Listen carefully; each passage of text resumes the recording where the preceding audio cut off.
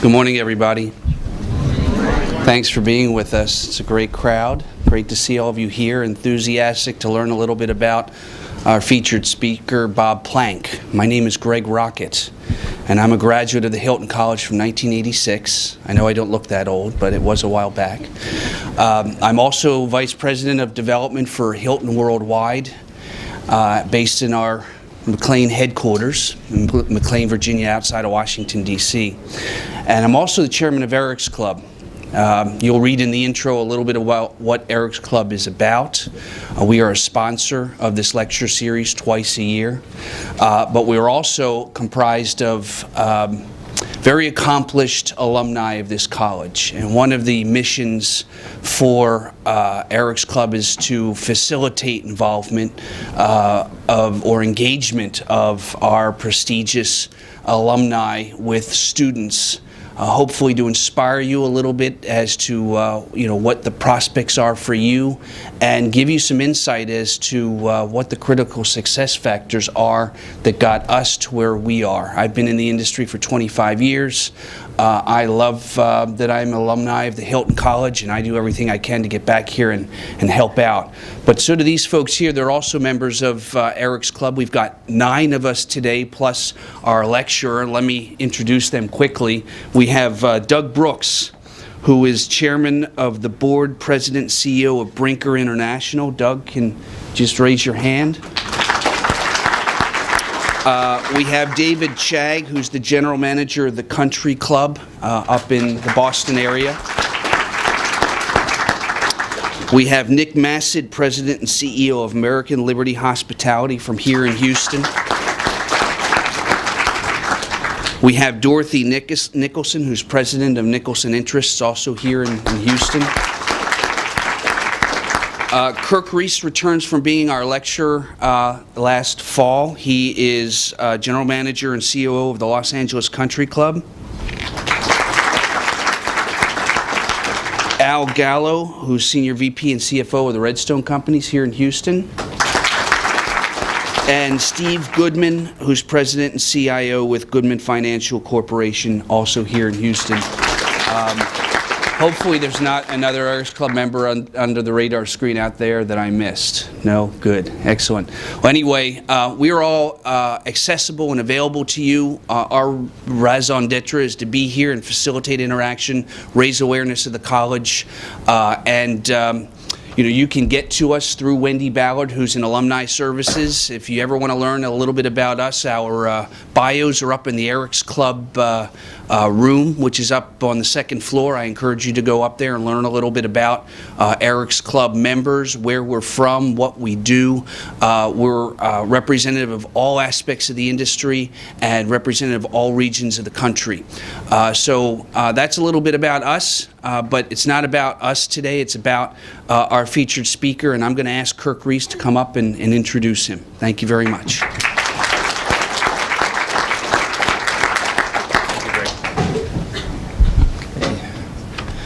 Good morning, everyone. Good morning. I always love to say that in class. Well, it gives me great pleasure to be able to introduce Bob Planck today as part of Eric's Distinguished Speakers series here. Bob is truly someone who has both come full circle as one of the first students to graduate from the Hilton College in 1971. He actually, following that, entered into service in the U.S. Army, achieved the rank of captain in the Quartermaster Corps, and then following that was able to begin his career in food service distribution.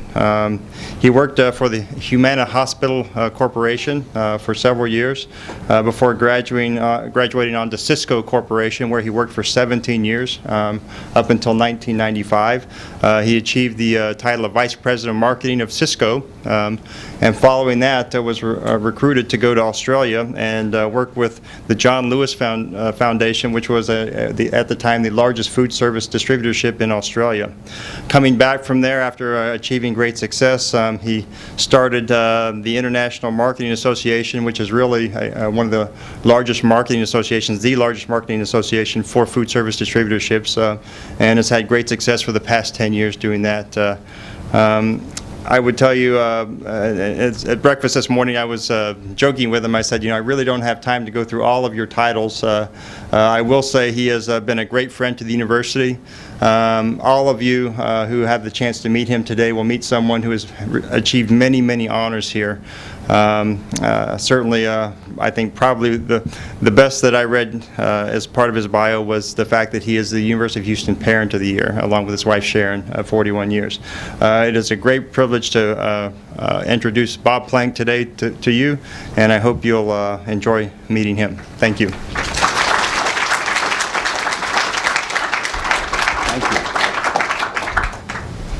Well, that's nice. I'm nearing being the grandparent of the year, but it was good to be the parent of the year. I didn't get instructions, but I suspect this advances. Okay. Let's see how much training I need to make this work. Okay. Whoops. It only goes one way, doesn't it? Okay. I'm glad to be here. Kirk, thank you for the introduction. I'd like to thank the students for being here and taking your time out to join with me today and the other members of Eric's Club. I'd like to thank Dr. Repole and Eric's Club for honoring me to be part of this event. And of course, Dean Bowen for hosting and for running an absolutely great program, the best in the nation.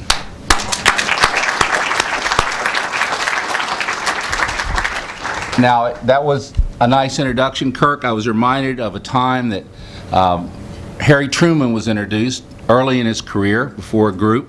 And it was quite a nice introduction. And he contemplated, he came to the podium, he said, I really wish my parents could have been here to have heard that introduction. My dad would have been very proud. And my mother would have actually believed all that stuff.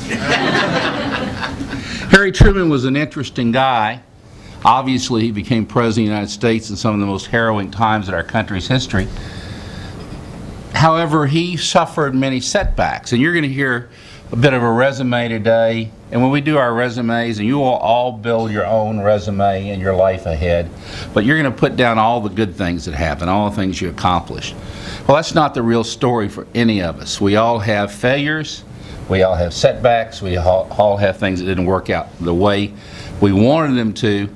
And they're never on the resume, but sometimes they're the best teachers in life.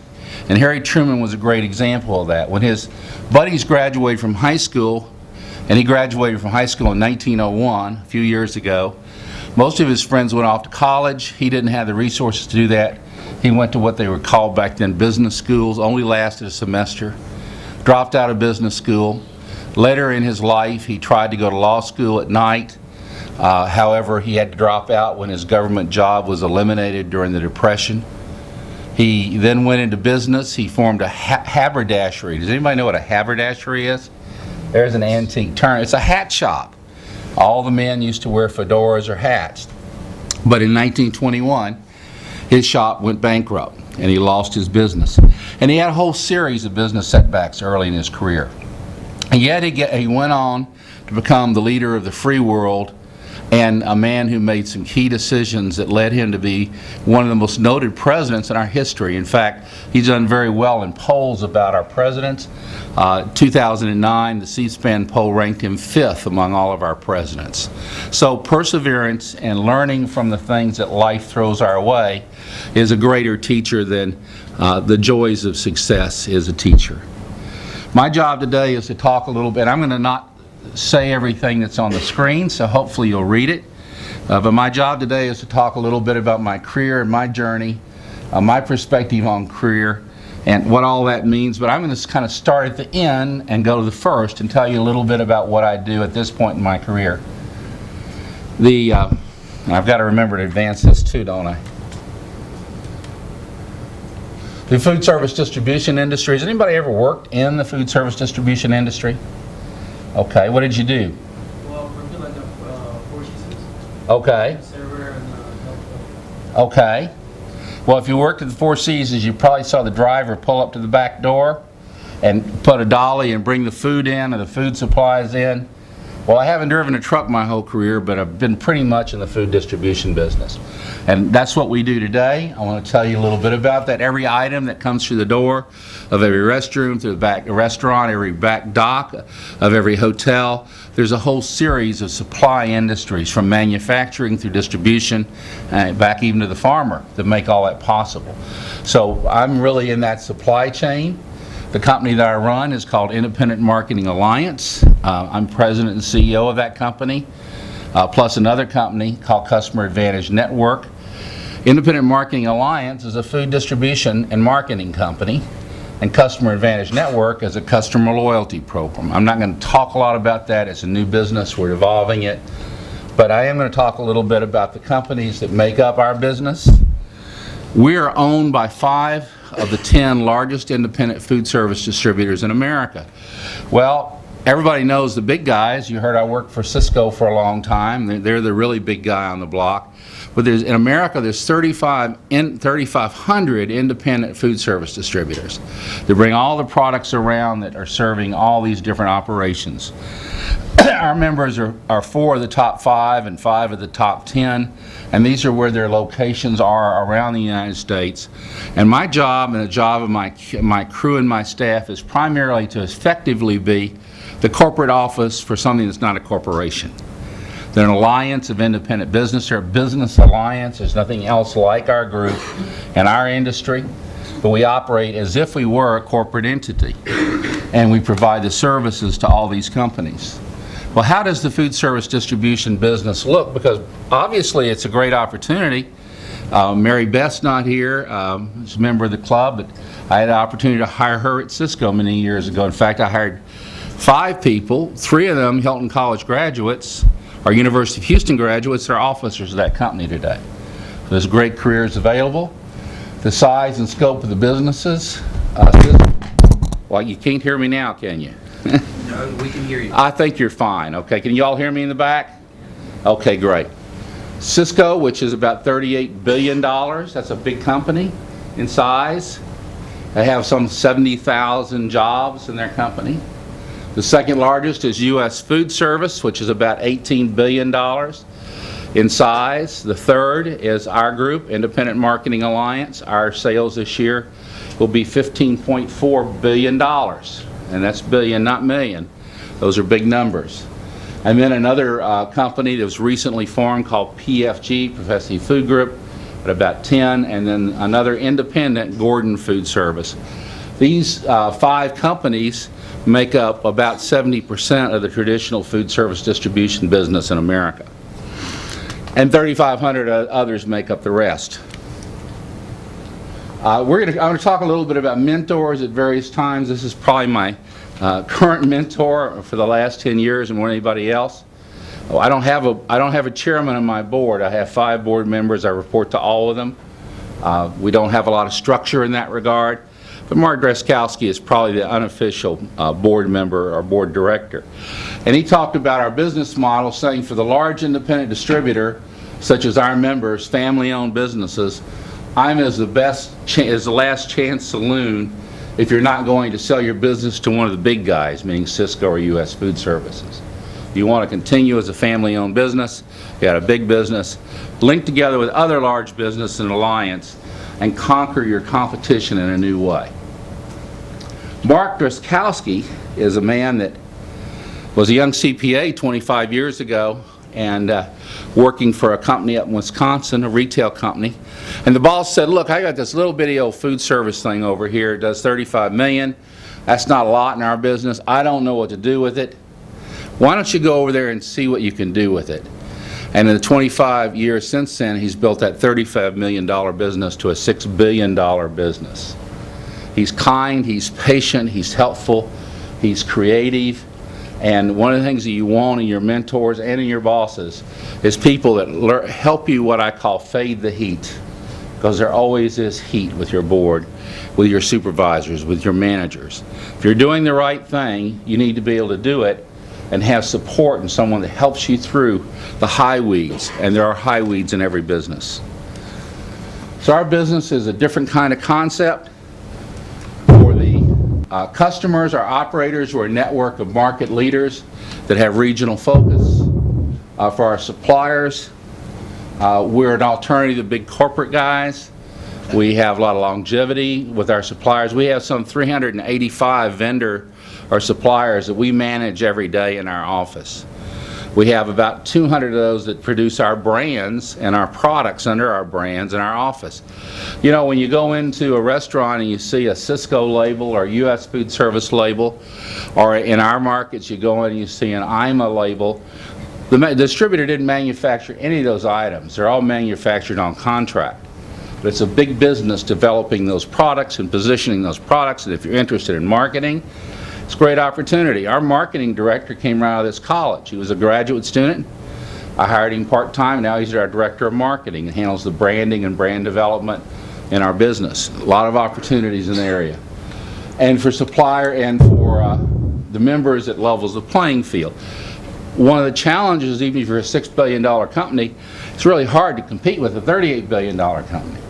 So you need to have methods and mechanisms where you can emulate the advantages your competition has in order to level the playing field and be able to compete on a more level playing field. And this is our story. If you're a numbers person, this shows the sales of our company and of our members over a fairly short period of, I guess, 6 or 7 years. We've grown from $6.8 billion to $15.4 billion in trade sales. So everybody keeps score, and in business often you keep score by what two things? Growth and profitability. There are other measures, but those are two really key measures. Our organization is relatively small. We have 20 people. A number of them are Hilton College graduates in those key roles that head up product categories or purchasing or marketing. But our organization is really interesting. It's kind of like club management for my friends in that field, because we get our work done through lots and lots of people, and we have lots and lots of bosses. I have a board of directors. I have a purchasing council, or the vice presidents of purchasing of all these businesses, a marketing council, the vice presidents of marketing of all these businesses. We have a center of the plate procurement council, we have a grocery council, we have a sales advisory council, we have an IT council. Doug, I thought you'd appreciate that. We have non-food councils. We have leaders for our procurement projects. At any given time, we have about 80 people working on behalf of everyone, orchestrated by our group. So we're facilitating. We pull those people and those resources together to emulate a much larger staff, but to do it with limited resources. And all that goes into making these 15,000 trucks and 2,000 sales representatives equipped to do their job day to day around the country, all over the United States except in Hawaii. Only market we don't serve is Hawaii. We also, one of our companies has a distribution center in Western Europe. We do a lot in the Caribbean. We export a great deal to Russia out of Alaska. So we're really in an international business that's primarily U.S. based. I looked in the dictionary, which I don't often have occasion to do in my current life, but I wanted to just talk a little bit about procurement, because there are all sorts of aspects of procurement as a career for you as students, both in my business with manufacturers, in the hotel business, with the restaurant business. I know that Doug has some great purchasing people. I've sat in their office at least once or twice and talked to them in one aspect of my life or another. There are people who make their career getting the right products at the right place at the right time at the right price. And the American Standard Business Dictionary defines 7 functions that procurement performs. And we perform these functions. Purchase planning. We have to know forecast to know what the needs are. Determining standards or specifications to know what we're buying. Supplier research and selection. Who can do what, why, what, when, wherefore, where are their locations, what's the freight rates, how can they get it to us quickly, or they have a history of on-time delivery, do they have a high level of service, all those things. Value analysis. By the way, we do some 50 major procurement projects, contests to select our vendors on selected programs a year, and probably 80% of those, at the end of the day, those awards go to someone who was not the low price vendor. Because value is a lot more than price. Value is about quality. In our case, it's about acceptability to the sales force and the customers. It's about service levels. It's about the history and the capability of that company to provide the right answer. Obviously, price is important, but if you're in a service business, as we all are, and we're all going to be, then much, much more than price goes into the equation. Another part is obviously price negotiation. And whenever anybody says I've gotten to the bottom of the barrel, I tell them they haven't dug hard enough, because it's very hard to find what the bottom of the barrel is. If you're buying a dozen of an item and you get the best price, but if you can buy 10 dozen, the price should be lower per dozen. So you really, in our business, you keep on looking for the opportunities and the angles to negotiate a better program. And then contract administration. Day in and day out, procurement people are involved with making sure the product flows, the vendor's needs are met. If we've said that we're going to buy $10 million of an item over the next 6 months, or 150,000 cases, and we're only buying 50,000 cases, we haven't lived up to our end of the bargain. So we work to make that right as well. Marketing is the other big side of what we do, and this in our business, you saw we didn't have many people. We outsource a lot. Our lawyers are outsourced, our CPAs are outsourced, our marketing, advertising, agency work is outsourced. This lady happens to be president of the agency that does most of our graphic arts, our packaging, and she says IMA understands the importance of branding, and they're experts in forging partnerships to get products to market, kind of combining procurement and marketing. Marketing is about building a real tangible asset, just as Hilton, Hampton Inns, Garden Inns, etc. are marketing positions that Hilton Corporation tangibilizes, makes tangible to their customers and creates a market position for. We do the same, Cisco does the same, U.S. Food Service does the same with the many products that they develop and they market to meet customers' needs. These are some of, I guess these are probably darn near all of our brands. They're category and product brands. We have Italian brands. We have our Asian brand isn't up there, but we have one. It's new. We have appetizer brands, Mexican brands, bakery brands. One of our ideas in marketing is when our customer sees the product, we don't want it to look generic. We want it to look like a national brand, and we want it to perform like a national brand. If a distributor does this well, they can save the customer money and give them a product that performs equally to a national brand, and they can make more money. That's possible because they have more opportunities to negotiate a more favorable final cost of goods. Where some distributors today fall down is they've forgotten that the customer is also supposed to get a good deal. We try to never lose sight of that, and we share our savings with our customers very proactively. And we talked about final pre-tax business. Traditionally, the food service distribution business is high volume, low profit. A lot of stuff goes through, it's like a grocery store. Profits aren't very high. Traditionally, a food service distributor will probably have a profit line of around 2% of gross sales.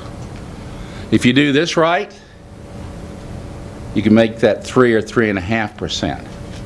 A tremendous bellwether difference between one company and their competition if they're able to be marketers and not just drayers of product. These are just a few pictures of our brands. And brands, Professor Bowen wrote a couple of books on marketing, so he could give this lecture much better than I. But brands are created in the minds of consumers. They're a series of images. When you drive down the highway and you see a Shell type thing and it's in yellow, you know automatically that's going to be a gas station. It's going to be a Shell gas station. You're going to have some idea about what that gas station is going to be like. You're going to have certain expectations of whether they're going to have clean restrooms and they're not. They're going to have good products and they're not. They depend on their gasoline or not. And that's all about branding. The same is true for those Hilton and Hampton Inns, and for our Rizzio products for Cisco, or Villa Frazzoni for IMA, and our Italian brands. Quality, presentation, packaging, labeling, graphics, truly a marketing business. This is an example. This for us is a $15 million business. Spices, just spices. We developed a program with some 242 selections. We made sure we had the best spices possible in the packages. We have a whole team of food technologists that work with us on our staff. We made sure that the photos on the front of the, by the way, we don't manufacture it. A company called Tones manufactures. They manufacture for other people. But if other people are buying from Tones, they're not going to have that package, they're not going to have that graphic, they're not going to have that look, they're not going to have the same rack program, the same sampling program, and other things that we have. So it's important for us to differentiate ourselves, to tangibilize the advantages of the products we market for our salespeople and for our customers. On our branded side, getting too aggressive here with the, see if I can go back. Okay, I'm not going to be able to go back. Unless you couldn't see it that fast, I showed the brand growth. We now have, in our particular company, 6,100 items under our brand. So that's something my staff does every day. They're negotiating programs, they're developing programs, they're developing the branding of the products, they're developing the SKUs, SKUs. Anybody know what SKU is? It's something unit, but it's just an item. When people talk about SKU, they're talking about an item. And again, these SKUs or items are very important.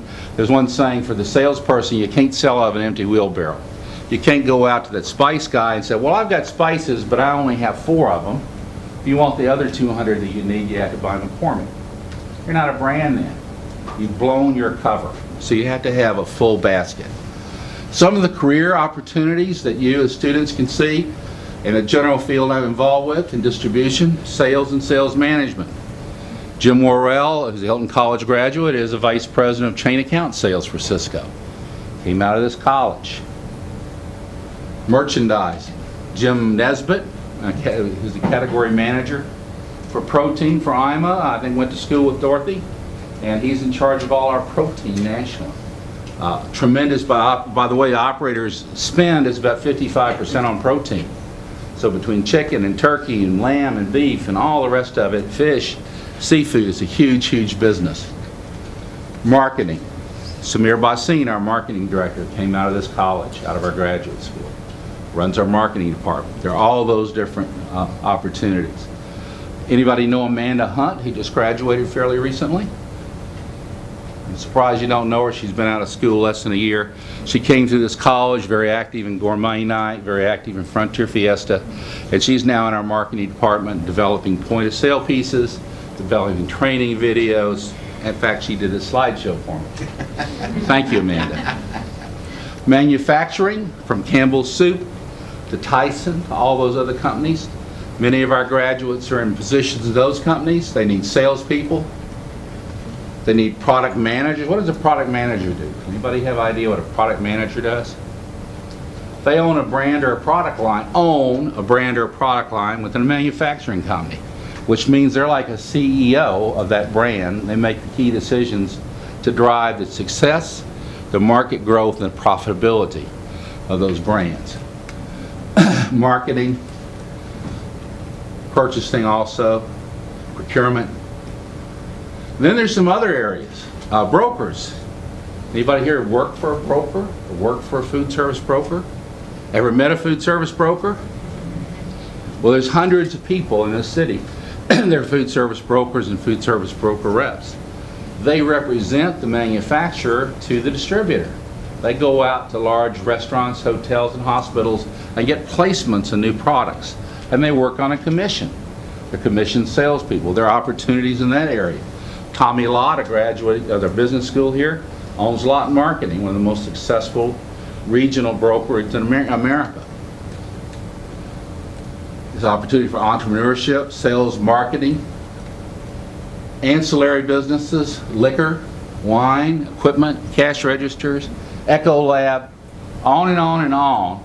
If you find that the traditional food and beverage business or traditional hotel business isn't your shtick, These people are dying to have people that understand their customers and their customers' needs. Well, guess who that is? You guys. You guys can go and relate to their customers because you studied, you probably worked in that industry through college. And again, there are all those different roles that they have as well. Okay, back to the start. A bit about my journey. It was fall of 1966 when I entered here as a freshman. A million years ago. Some of your parents weren't born yet. The dinosaurs were not still roaming the earth, as some may assume. But some things that were interesting about that year: Adam Sandler, the comedian, was born. Mike Tyson was born, and you hadn't yet bitten anybody's ears off. Janet Jackson was born. And a couple of people checked out. Walt Disney passed away. The silent film star Buster Keaton, and the notorious raunchy comedian Lenny Bruce. Some of you may not know about Lenny Bruce. He paved the way for modern day comics. You couldn't tell anything off color back then. He did. Some of the things that started up that year: the Jackson 5, where Michael Jackson came from. The Black Panther Party started that year. And the Miami Dolphins started that year, their first year playing football. The United States of America had more than 100 million fewer people as residents. The unemployment rate was 4.5%. We'd like some of that again. And we measure our national debt in billions, not trillions.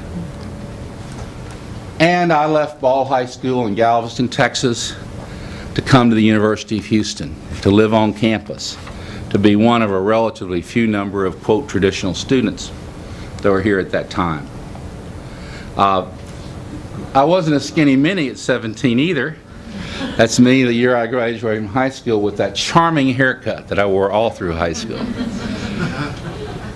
And my family owned a family restaurant called the Blue Ribbon Cafe.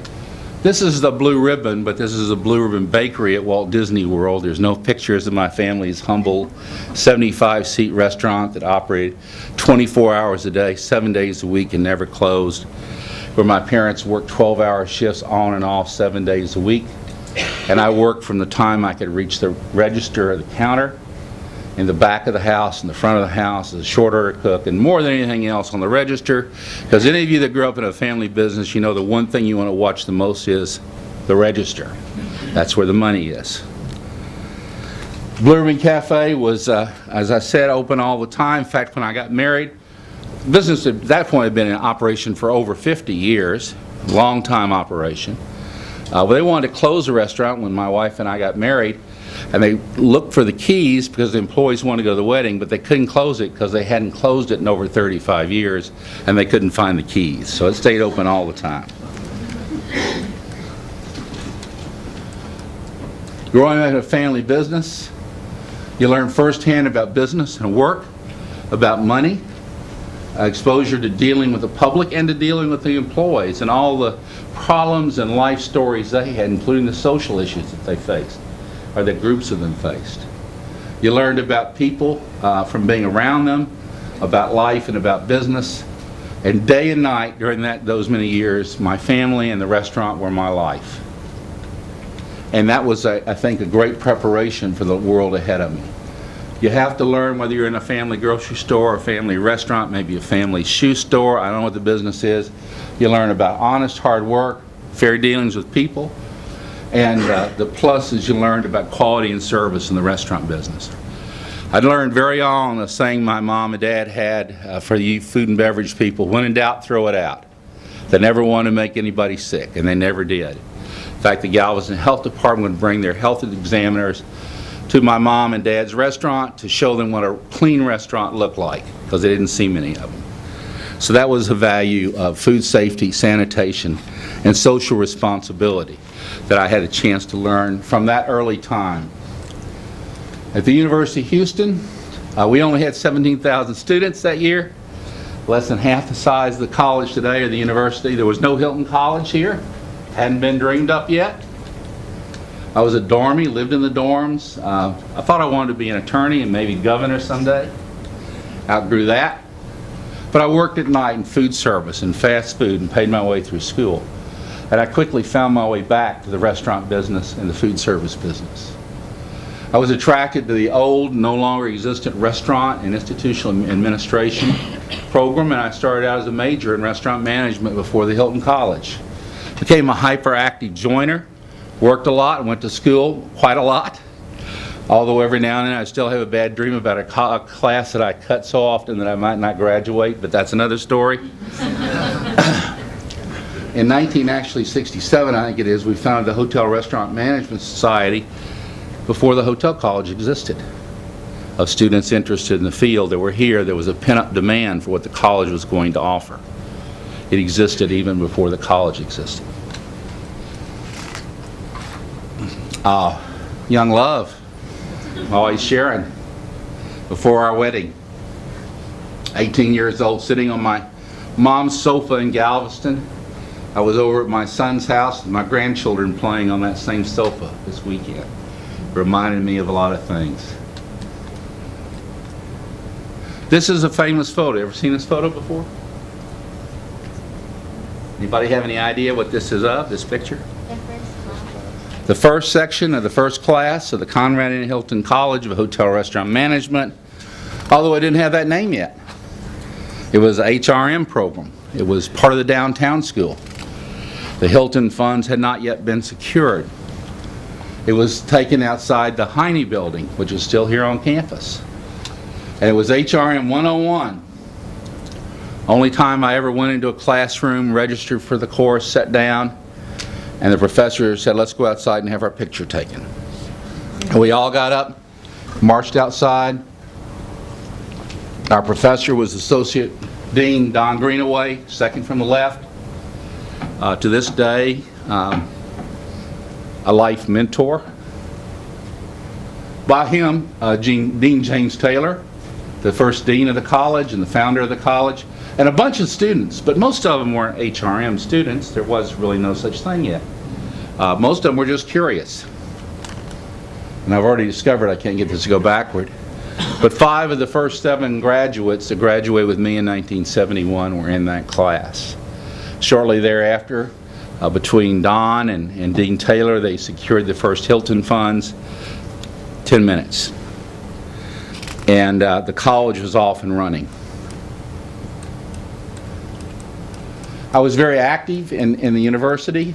For me, not only work, but school was important. I had some major influences. I would urge you to find some intense involvement here while you're still students. For me, the most intense involvement, I was in lots of stuff. I was in the Student Senate, Student Government, HRMS Society. For me, most intense involvement was my fraternity. We didn't have gourmet night then. Gourmet night could be the same thing. Frontier Fiesta could be the same thing. But somewhere where you plan budgets, have to work with people in intense environments, have specific and significant goals you want to achieve, and have to work as a team with volunteers to get it done. Volunteers don't have to do anything. And everybody in these clubs and groups are volunteering to be there. You'll learn just as much there as you'll learn in the classroom that'll be of use to you later in life. I had a number of mentors. First of all, my wife Sharon, my love of my life, who joined me in having our one son, who the biggest surprise I think in my life was when my son nominated Sharon and I for Parents of the Year when he was a student out here. I think the nicest thing he ever did for us. Loving and cherished, well, a lot of other good things. The grandchildren were pretty good too. But Sharon is special to me. We joined together for a lifetime. Professors, Don Greenaway, a mentor, a man who'd been executive director of the National Restaurant Association, dean of the Michigan State Hotel School, World War Wide director at TWA, a World War II bomber pilot, and a hell of a guy. And I was blessed that it was a small enough school that I probably spent 10 hours a week in Don's office talking about life. And that mentorship lasted for decades later while he was still with us. Dean Taylor, I learned about perseverance, a man who never would say die. He dreamed of this college for a decade or more before it existed, and his perseverance led to its founding. A lady named Blanche Gore, who ran the old program. Her family was the All Britain Cafeteria family. None of you are probably old enough to remember that. They had cafeterias all over the town. And she taught me that you only learn when you put your hands on something and do it. And she was a great teacher and mentor. In fact, I saw her just a couple of years ago. She's still among us. Dean Whitehead was the Dean of Students. He taught me how to lead in volunteer organizations and how to overcome some of the challenges my fraternity brothers presented to me as president. Like the night they changed the neighbors' light bulbs on our house to all red lights. That was not a good day the next day. Find that place. Work will help you build self-confidence, organizations, how to lead without authority, how to plan and execute budgets, how to get along with diverse groups of people, how to resolve conflicts, and the power of the bloody pulpit as a leader to get things done. This is another picture of me in a group. This looks like it was taken in 1884, but it was a little later than that. I'm right there in the center. A few pounds ago and a lot of years ago with some of my friends and fraternity brothers. And December 27th, 1969, while still a student, the day of my wedding to my wife, my dear wife Sharon. College life is a place for freedom where one can start and understand things better than they can in later life. A chance to learn beyond your core area, harder to get later. There's lots of different courses you can take. Learn how to learn. It's a time that you'll need that because the learning never stops. You're always going to have to learn and develop and change and grow. And participate, communicate, take risks, and drink deeply of the student experience because it won't come back around again. These were my 9 lives after college: U.S. Army, Humana Hospital Corporation, Cisco, John Lewis in Australia, the Hilton College where I was fortunate enough to teach for a year, Interconnect Enterprises, my private firm, a startup company. We help startup businesses. Damon Associates, the world's largest food brokerage company. Ameriserve, the world's largest fast food company. I was Senior Vice President of Purchasing and Marketing there. And IMA for the last 10 years. I'm going to go past some of these. The Army was an interesting time. I got a chance to work in some very great environments. If you have any interest in the military life, it's a great way to get experience and responsibility far beyond what the civilian community will give you at an early age in life. And no, I'm not necessarily talking about carrying a rifle in Afghanistan, although that's important to our country. The management opportunities I got in the Army were management opportunities I could never have gotten at that early age in the civilian world. I was a food service director in Army hospitals. I put together food manufacturing plants for the Quartermaster's Corps.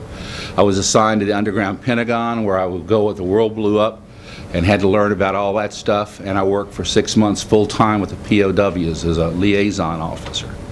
Those are things that you can't buy as experience on the outside world.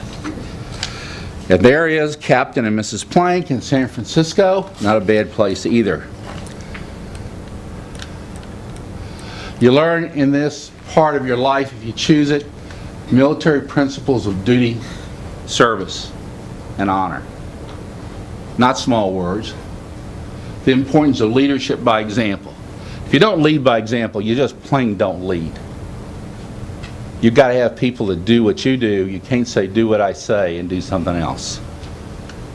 You have to stand and perform whether you want to or not. There's right out of the officer's guide. A commander is responsible for all his troops do or fail to do. 100% responsibility as a manager, in fact, as a person in life. If it happens on your watch, it happened because of you. If it doesn't happen on your watch, it happened because of you. Nobody else takes the blame. The power of volunteering, one of the things I did at every post I went to is go to the commanding officer and say, sir, any special duties, any extra duties that any officer has, I want to be added to that roster. Now people say don't volunteer in the Army. I found exactly the opposite.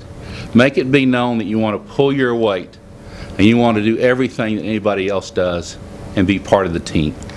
great experiences and great relationships. And you also learn in the military how to teach, because you're eternally teaching people. And they have a very, first time I talked to Clint Rapole about the training that we're doing at Cisco, he said, well, how did you learn to organize a curriculum like this? I learned it in the Army. They teach you how to teach. Humana, I was director of food service and housekeeping for Humana Hospital Corporation. Some of the things I learned there was my first taste of corporate politics, and they are brutal. So the gentlemen and ladies around the table or in the front row could probably tell you how brutal corporate politics are. You have to learn how to deal with them if you're going to be there. I was a consultant. I used to like to say I'm one of a smallish cult who wonders whom the consultants consult, because you're out there, you're giving advice, you're solving problems, and you better darn well have the solution. I led a work team in the field, which was very interesting. We did the accreditation surveys for all their hospitals, helped them get accredited, and worked for another great leader and mentor, a guy who very definitely kept young Bob away from the corporate grinder, which was there for all to see. And we learned about defining quality. I wish I could talk for about 20 minutes on that, but we don't have time. Cisco, 17 years, a long time. We built something great there. When I got there were 25 employees. I was number 26 at the corporate office. Reaffirmed the power of volunteering. Anything that was needed there they didn't have, and they didn't have the resources to do it, I would say, well, let me work on that. Let me see if we can get that. Let me see if we can get a sales recognition program. Let me see if we can set up a quality assurance program.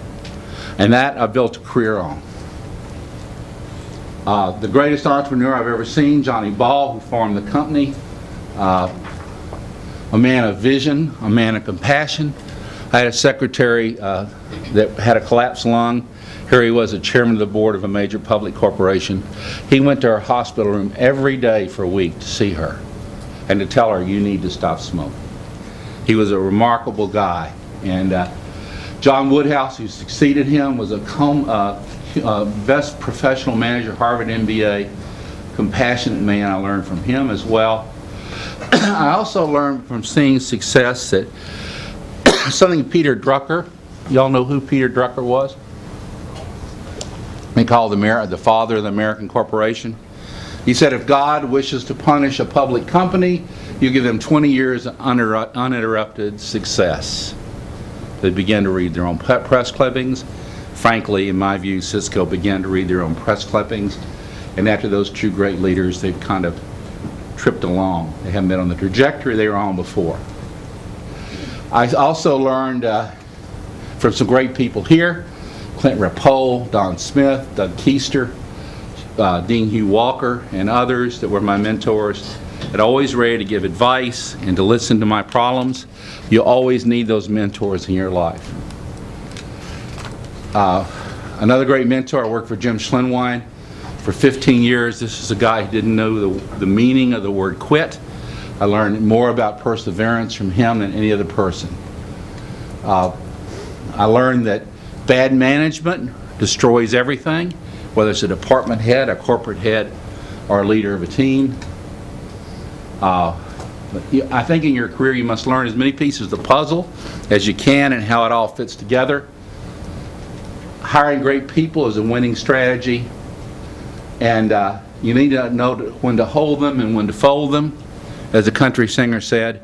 And a time came when my boss got promoted, I didn't get promoted. I didn't know when to fold them, and I should have. So I was off from there to Australia to run another company. There's Doug Keister. Some of the things, this was actually, can't keep going back, that was some of the deans. In Australia, I worked for a number of people. We started the first national food service distribution business in Australia. I worked for two men, the owner and the chairman of our company, and worked with another, Michael Phillips. All three were mentors in their own way. I saw Alan Rogers and John David, great men, but I saw them destroy their company through bad decisions. I learned a great deal from the great student, Michael Phillips, who's still a good friend and a mentor. I'm still in contact with him from Australia.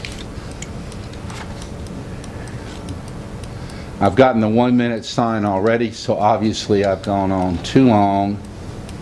Teaching here was a great experience. I regret that I didn't spend more time teaching. I got enamored with the idea of consulting, and I didn't really drink deeply about experience as I've advised you to do.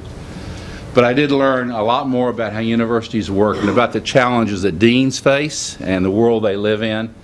And you might just think a dean is a CEO, but they live in an extremely challenging world, an academic world, a business world, and in a political world with many parameters.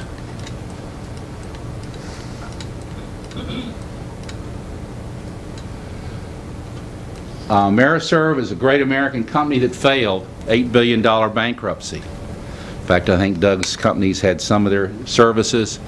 Terrible management. They allowed the company to be managed by a committee of 5.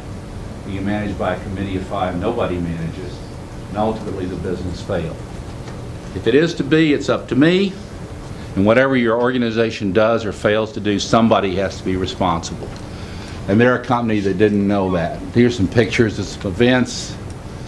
Champions are critical in your life. Know the limits of your mission and don't agonize. If it is to be, it is what it is. Often we worry about things we can't change. Worry about the things that you can change and make them right. Set aside the things you can't for another day. The principles of military discipline, the consultative style I learned at Humana, the training and brand building and procurement skills at Cisco, both with their political skill aspects, and learning everything anew with new eyes in Australia. Everything you assume is one way is not that way, it's something else. You go to another country, it is another country. The things you learn, you can apply there, but things are different.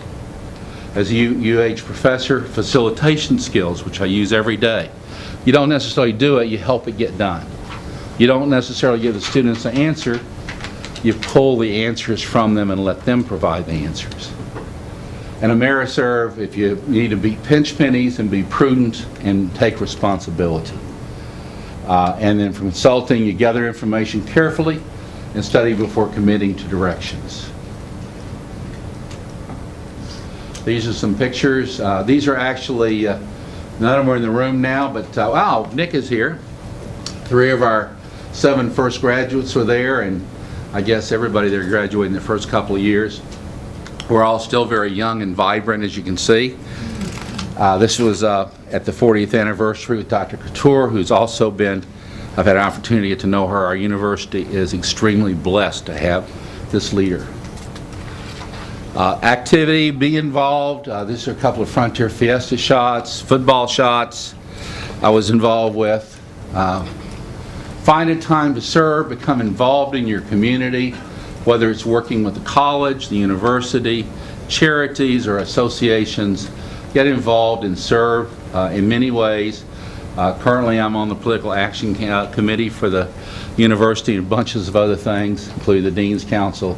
Stay involved. Try to find a way to lead in organizations, to get that big gavel and be the person ultimately responsible, and to build friendships and large groups of friendships through your life. None more important than the picture I just went past. This was last year at the university's honors banquet when for the first time 2 Hilton College alumni were recognized system-wide by the university. Patty Gottfried, and one of the ladies in the red dress on the left, is our alumni. She was Volunteer of the Year, and the big smiling guy in the back was honored for being something. I don't forget what it was. At any rate, I think it was for service to the university. And someday, if you get all that done, you may have Mr. Man and Little Princess, like I do. My grandchildren, they had to be in the picture.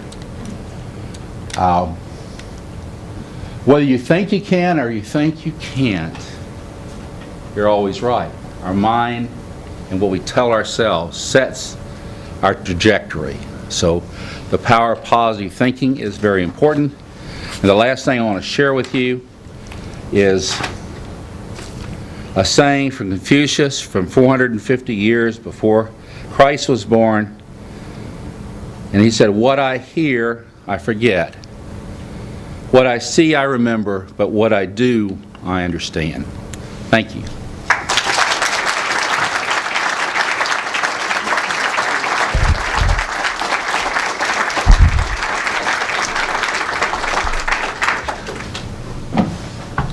Bob, please don't sit down just yet.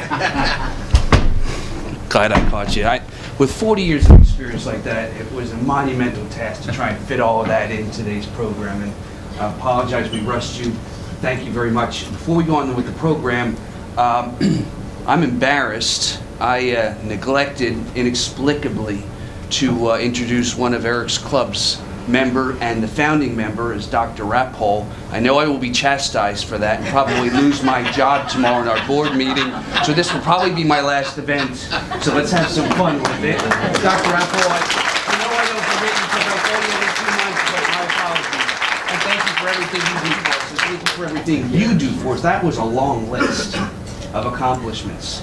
And a little token of our thanks for being here today and being such a great partner. If you could stand this way just a little bit, because we got you on camera. For being a great partner to the Hilton College at the University of Houston. Bob, we thank you very much. You're one of the first, you're not going to be the last, but we remember you today with this plaque. And one other thing, thank you very much. I want you to trust me for something. You need to take one step back shortly and sit down. This is our gift to you for being our distinguished chair lecturer for today. It's your own chair. Thank you very much.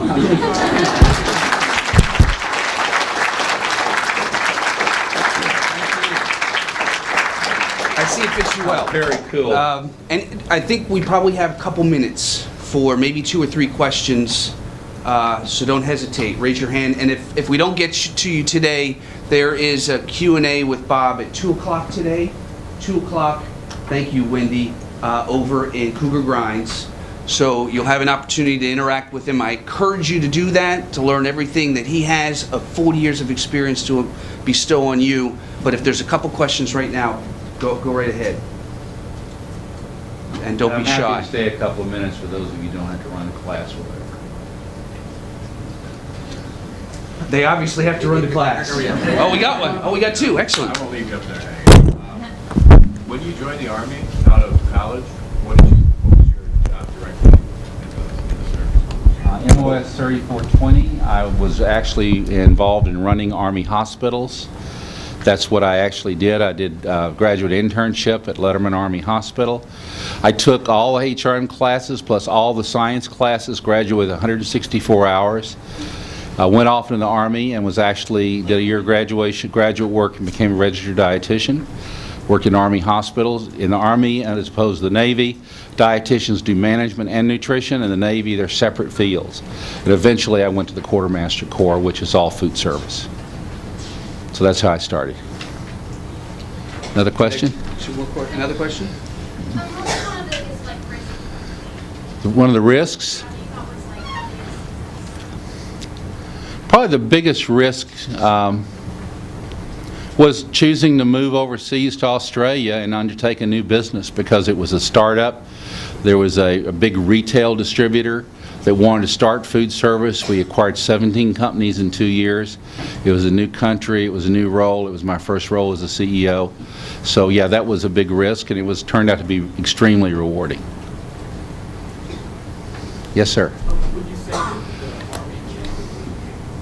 Yes, absolutely. It gave me a great deal more not only discipline but mental structure, and made me feel, made me much more responsible in how I reached decisions and behaved. Yes? After all these years in all these positions, what's the position you have enjoyed the most? Well, I've enjoyed most of them, but I think the one that was extraordinarily rewarding, 2 really, and they're kind of similar. One was Director of Training and Development for Cisco, my first job in the distribution business. Another one was my year that I enjoyed here as a visiting professor. I found those extremely rewarding. Yes, sir. Marketing. I taught the integrated marketing class. I taught Introduction to Marketing, and I was also able to teach a contract management course, which I think is really needed in the curriculum. Yes, Would you ma'am. ever consider coming back and teaching again? Oh, absolutely, absolutely. But I don't know if they have any opening for really old guys or not. What time would you like to teach? Just about any time. Thank you, Dean. Any other questions? Well, thank you very much. I really enjoyed being with you.